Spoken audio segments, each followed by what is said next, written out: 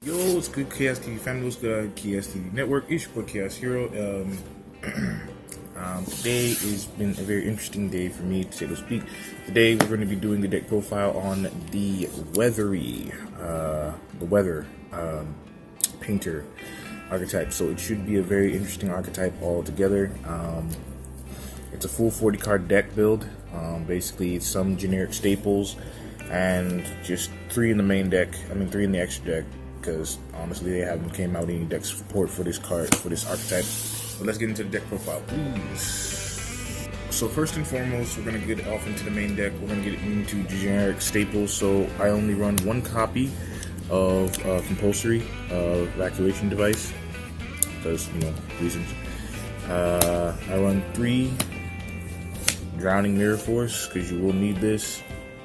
This is also, I just want to let you know, this is a pure archetype build. There's nothing added or put into it. The only thing that's added is just the generic staples for front row protection, and got enough back row protection where it doesn't really need it. So yeah, that's the only outsource.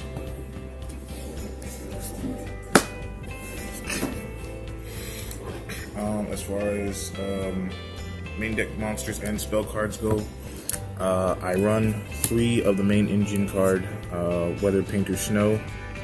She's a very good start off engine card.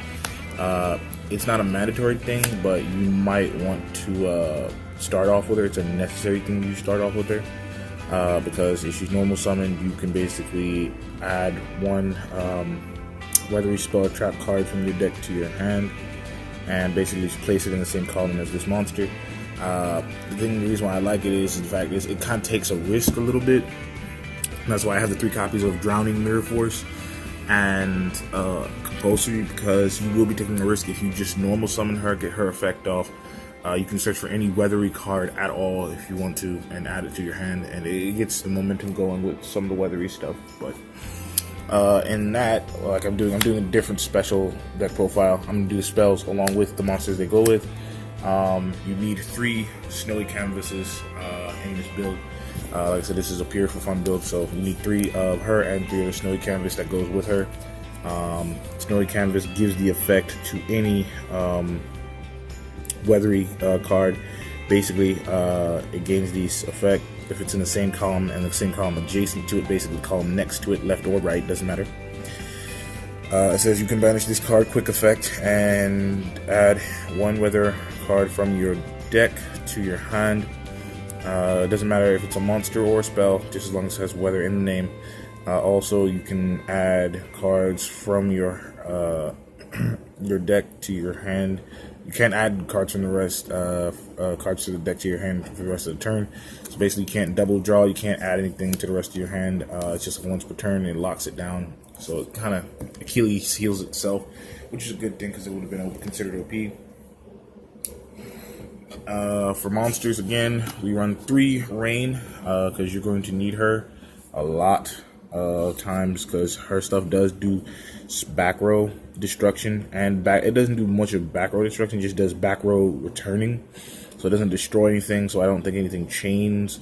So like, you just return it back to your opponent's hand if you want to, and on top of that, it's like a quick effect. So let's say if your opponent like puts a face down, like Mirror Forge or Bottomless Trap Hole, you can just instantaneously return it to your hand, and that's where the spell card Rainy Canvas comes in. Rainy Canvas, each weather monster gains this effect as well if it's in the same column with its proper weathery counterpart. Every other weathery gains this effect. Basically, you banish 1 card and then target.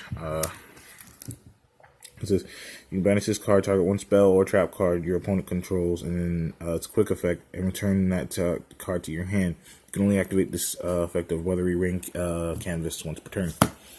So yeah. And then next, we got Weathery Sunny, the Weather Sunny, or the Weather Sun.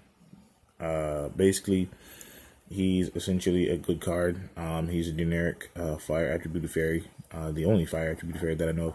And its effect is, if this card is in the graveyard, you can send 1 face-up continuous spell or trap card you control to the graveyard and special summon this card in defense position. And if you do, place the weathery spell or trap card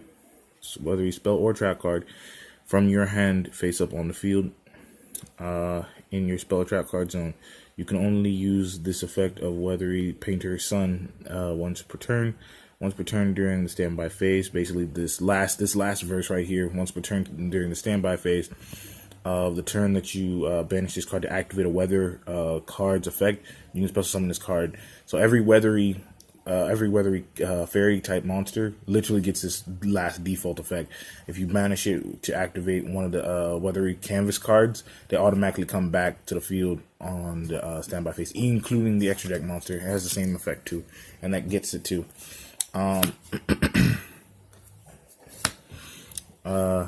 With him, you get 3 of the canvases, so you need 3 of the canvases because they're going to be necessary because, well, what are weatheries without the canvases?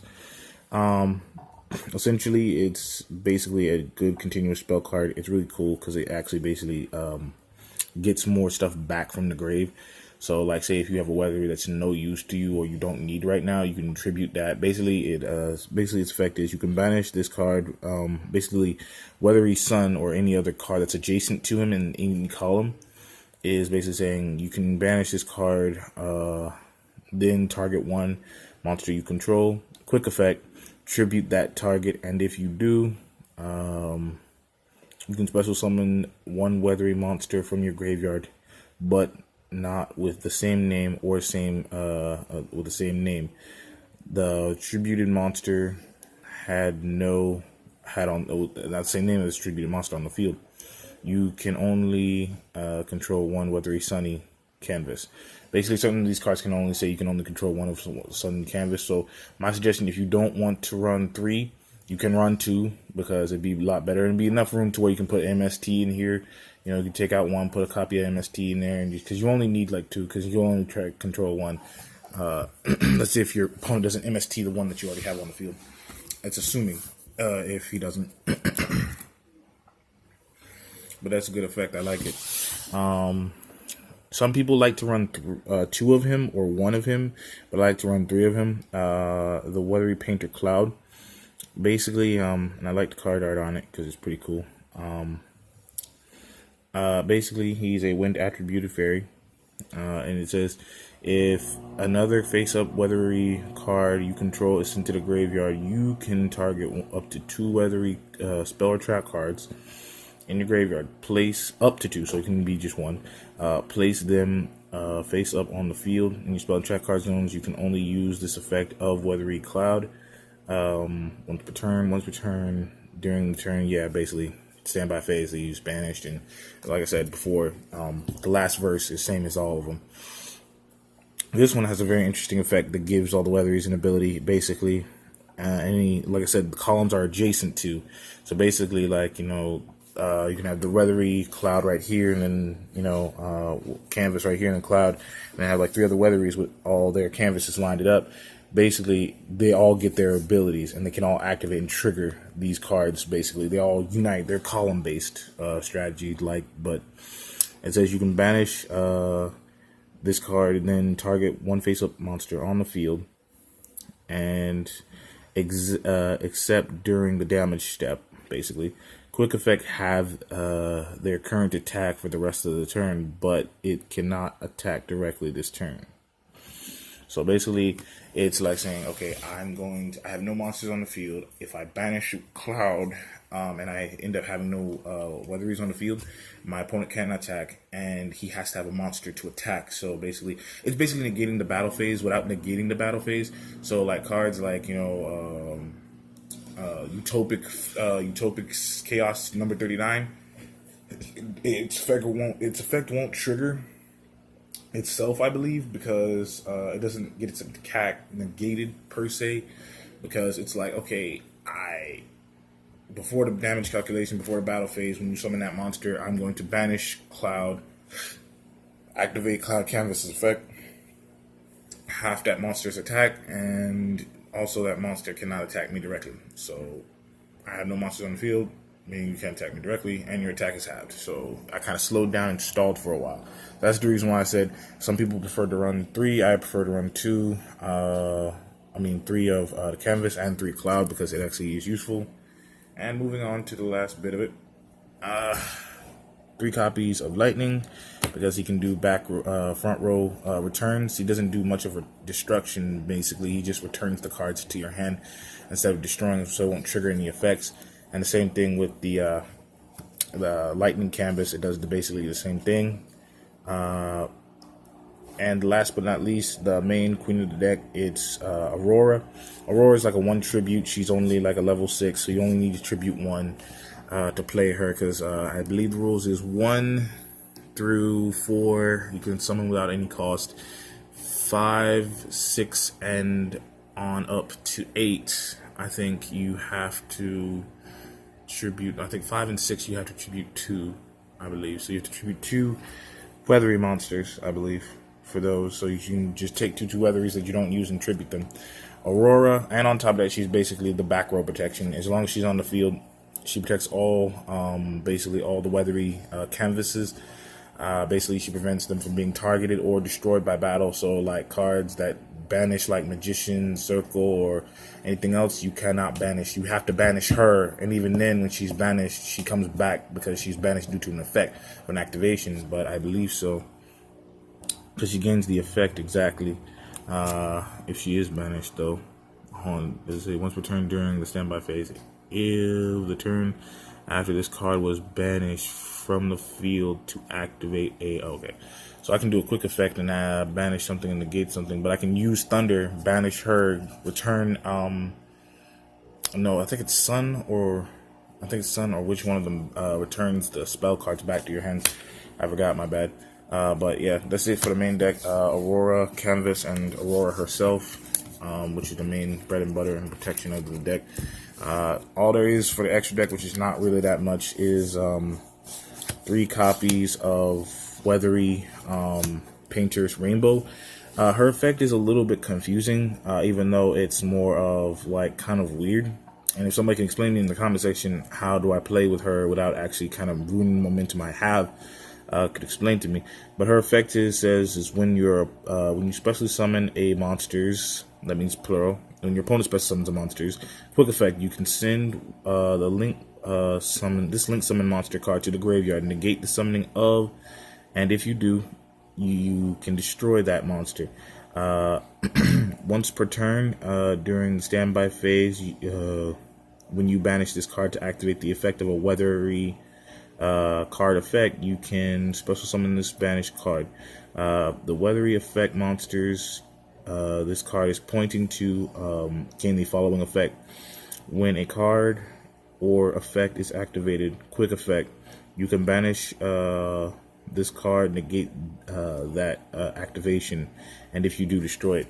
So this basically shuts down a lot of things like Eternal Soul, Magician Circle, half of the Endymion set. So basically this is all about countering, negating, and being cautious of what you do. So you really got to strategically think 2 turns ahead of your opponent when you play this deck, basically, especially with the extra deck monster, because she's not something to be taken lightly with. She's a decent 2400, and she's a link 3.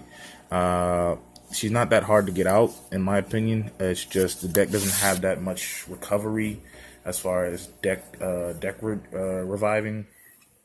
And I've been thinking about putting Call to Haunted in here, but I've been a little hesitant on that because, yeah, I don't want to ruin the deck the way it is. But this is the deck profile for the weather painters. Hopefully, I get a chance to record a match with these. Hopefully, but I'm your boy Chaos Hero, and I just jumped up to Chaos to give you a bit of an update of a deck profile. I am doing, like I said, around this time during January and February, I'm going to be hitting back up my projects for most deck profiles. Goki should be coming around a few months from now, so in the new booster set, I should be almost finishing up with Gokis. It's taking a while for me to finish up Lunar Lights. I did manage to catch up on some Pendulum Magician stuff, but it's nothing to where I can shake a stick at right now. I did manage to semi-finish the Red Dragon Archfiend build. If you follow me on Marco Polo, you can go up there on the Chaos TV Marco Polo group and check that out. It's not complete. I do have to reconstruct some stuff and switch some stuff out.